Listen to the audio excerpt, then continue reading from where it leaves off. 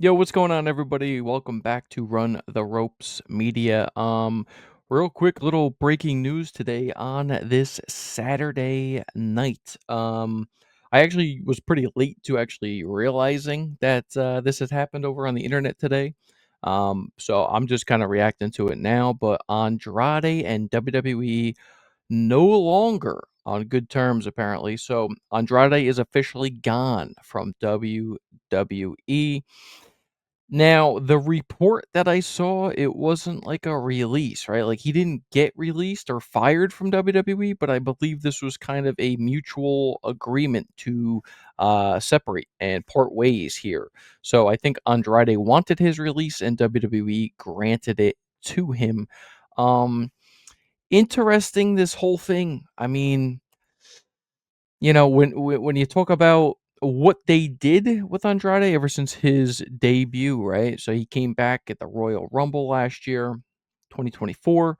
So he's had about a year and a half now over on the main roster in WWE, and let's be honest, very underutilized even still, right? Like he comes over, comes back, returns after his AEW run, and they yet still seemed like they didn't really know all that much to do with him. I mean, he was in a couple of big matches, couple of big spots. Of course, he was in the Money in the Bank ladder match this year, so big spotlight there.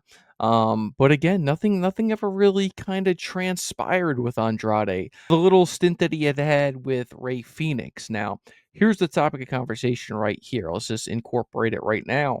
Apparently, at Clash at the Castle, there was a image floating around right now.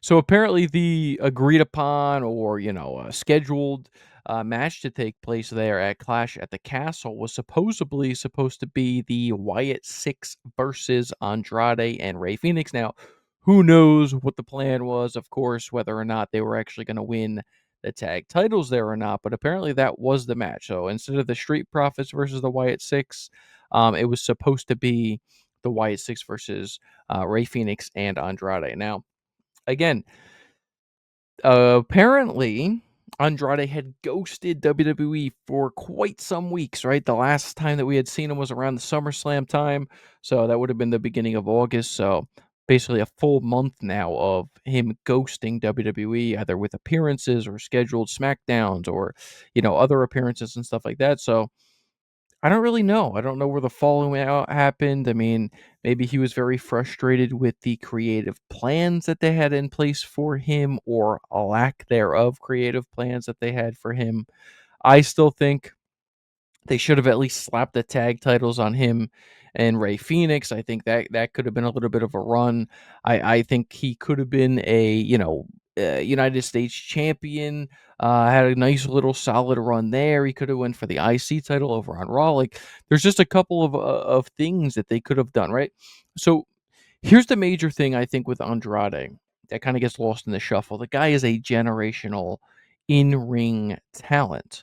However, when it comes to WWE and the full package of a WWE superstar, you got to be able to do everything. And I think where he lacks as far as the WWE broad scope of everything is simply the promo skills. They have him do a couple backstage segments here and there, but as far as promo, like sending him out to the middle of the ring to cut a promo on an opponent, we don't see it, right? Because of that translation barrier, right? Obviously, English is not his first language. I believe Spanish is. So he speaks English, but there's always that kind of barrier between guys or girls. You see it with Stephanie Vaquer right now. Obviously, she's trying her hardest, and she is getting better on the mic as far as her English goes. But there's always going to be that barrier, right? Yeah, the same thing happens if you guys are UFC fans, right? It's always kind of hard to kind of get behind somebody in America, right? Like in America, let's just be honest, people like when people come out here and they speak fluent English, and you can get it's easier to promote those type of guys. So the fact that he doesn't speak that great on the mic, maybe that has something to do with the lack of creative that they had, playing for him or whatever. But I think it's very, very, very disappointing to say the least that you re-sign a guy to come in, maybe give him high hopes, or you guys promised him certain things as far as creatively, and then it kind of all falls apart again, you know what I mean? It kinda sucks, right? It's almost like maybe he should have stayed in AEW. Maybe they woulda had, bigger plans for him. I don't know. It's hard to say, obviously, but I kinda feel for him. Obviously, he was definitely frustrated. If that is, based off of the reports, right? He was frustrated with the creative, and this was kind of a mutually agreed upon, parting of ways, if you will. So, let me know down below in the comment section what you guys think about this whole Andrade situation and the release overall in general. And what do you think about his second run in WWE? Obviously, it was very short. Again, about a year and a half long. So let us know down below in the comment section.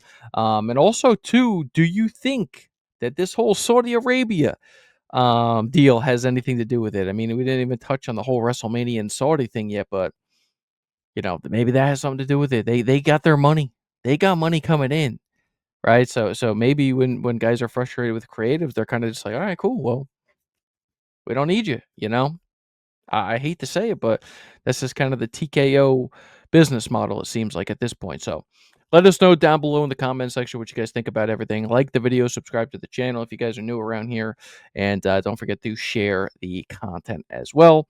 And we'll see. We'll see what the future holds for the channel. Kind of up in the air right now, but figured I'd get on here real quick to update you guys and give you guys a little bit of WWE breaking news. So thank you guys for tuning in. Appreciate you. We're out. Peace.